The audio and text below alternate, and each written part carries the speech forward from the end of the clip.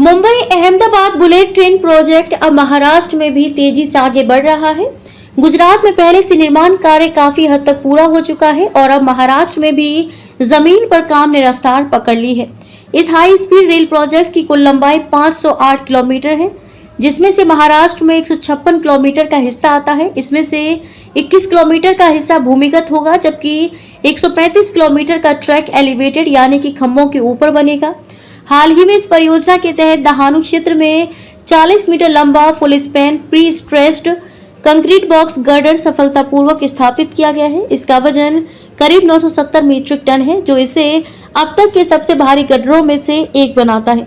इस तकनीक का चयन इसलिए किया गया क्योंकि फुल स्पैन गर्डर पारंपरिक सेगमेंटल गर्डरों की तुलना में 10 गुना तेजी से निर्माण कार्य को संभव बनाते हैं। महाराष्ट्र में इस समय 50 किलोमीटर लंबे एलिवेटेड सेक्शन के लिए खंभे खड़े करने का कार्य प्रगति पर है। इसके अलावा 4 प्रमुख स्टेशनों बीकेसी, बांद्रा कुर्ला कॉम्प्लेक्स, विरार, बोईसर और ठाणे पर भी निर्माण कार्य चल रहा है। विरार और बोईसर स्टेशनों पर स्लैब तैयार कर लिए गए हैं, जबकि ठाणे में फाउंडेशन का काम जारी है। इस बीच उल्लास और वैतरणा नदियों पर पुल बनाने का कार्य भी तेजी से हो रहा है।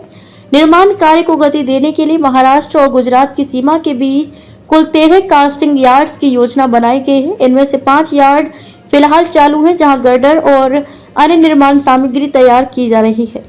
गुजरात में पहले ही 352 किलोमीटर ट्रैक में से 300 किलोमीटर तक एलिवेटेड रूट का निर्माण कार्य पूरा हो चुका है।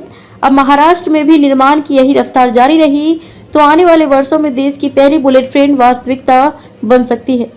यह प्रोजेक्ट न केवल भारत की परिवहन क्षमता को नया आयाम देगा, बल्कि निर्माण तकनीक और इंफ्रास्ट्रक्चर के क्षेत्र में भी एक नई मिसाल कायम करेगा।